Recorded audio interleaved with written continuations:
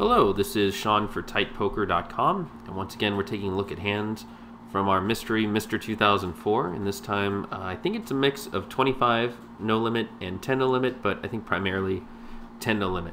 So let's jump right into the hands, and I haven't really taken a look at any of these hands or the results, so we'll just take it as it goes. And unfortunately I don't have a lot of hands in the HUD, so we'll just make whatever reads we can.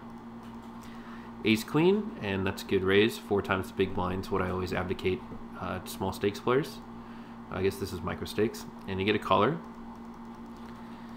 and you flop top pair, so good stuff. And you go ahead and pot it, which I don't necessarily like, but it's fine. I mean, what's really the difference between 75 and 90 cents at this point? So he goes ahead and flats. So let's start to think of ranges and what he's doing this with. Flush draws, you know, weaker aces, doubtful it's a better ace, but you always, you know, maybe it's ace king.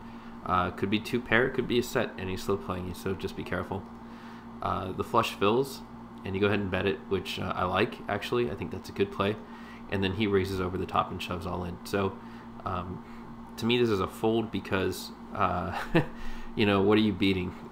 Weaker aces that don't have a flush draw, I guess, or things you're way ahead of.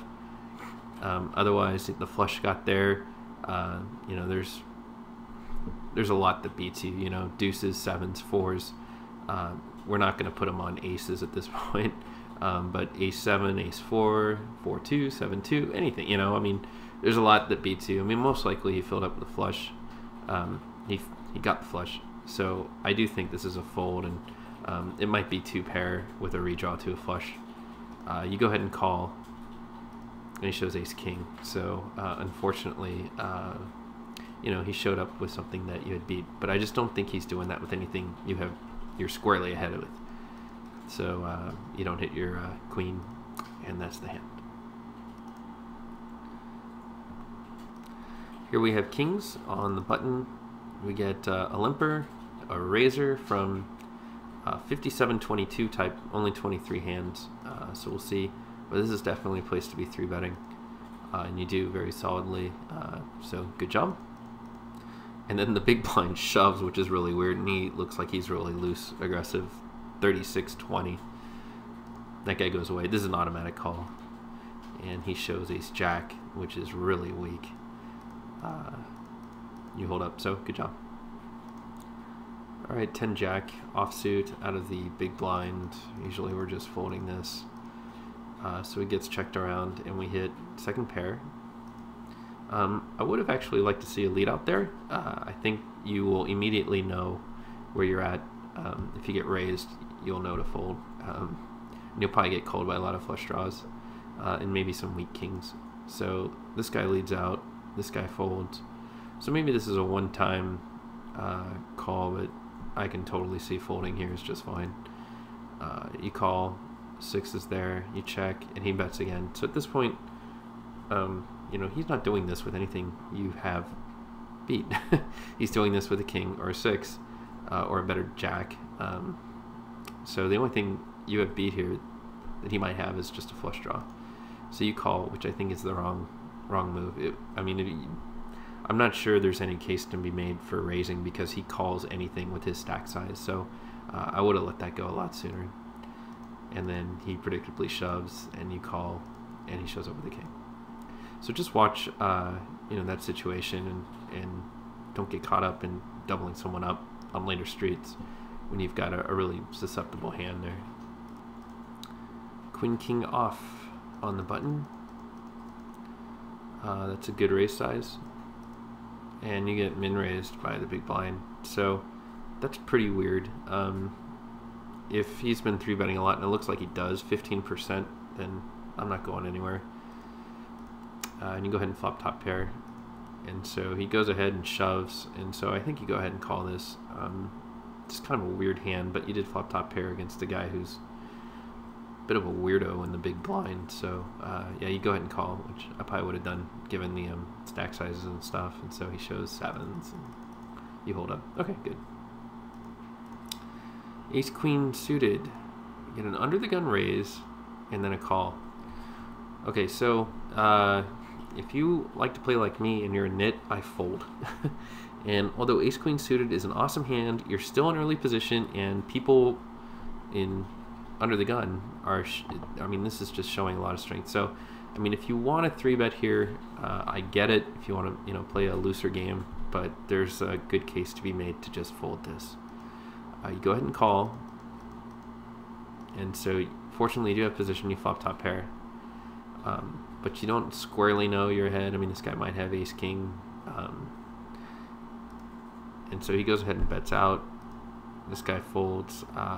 You cannot fold. I mean, it's either a call or a raise, and I think I probably just raise here. And you min raise, which I really don't like. I think a raise to $3 is appropriate. The small raise here looks to me like you're trying to get action, and you're confident your hand is ahead, and you shouldn't be confident your hand is ahead. It's probably ahead, but you know, it's not definitely ahead, which you would be doing this with like pocket aces, where you know, like, okay, I've flopped the nuts, which is what you're acting like. So he goes ahead and smooth calls. Not a great card for you, and he shoves. So, you know, what does he do this with? Ace king, aces, kings, definite possibility. And he probably could have avoided the situation with a raise on the flop, but predictably, I think you probably just let this go because it's just too weird.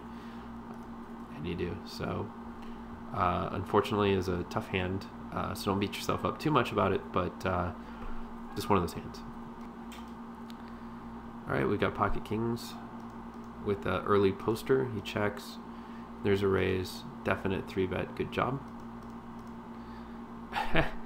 Big blind calls, which is just so weird.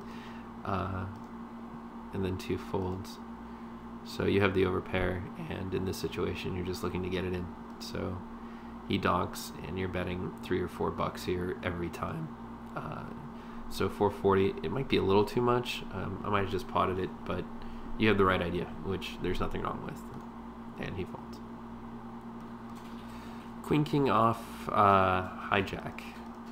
Limper, limper, limper. Queen king off from this position isn't really something I isolate raise with. Playing a nitty game, it's just kind of one of those, like, just on the border, you know. It's a little too early in the position and a little too weak a hand.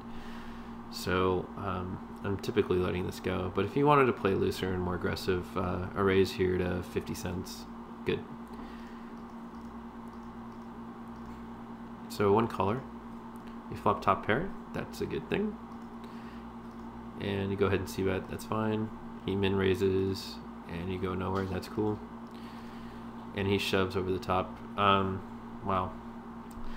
That's just really horrible. He limp calls, and then, I mean, wow. Again, might be ace-king, might be king-jack.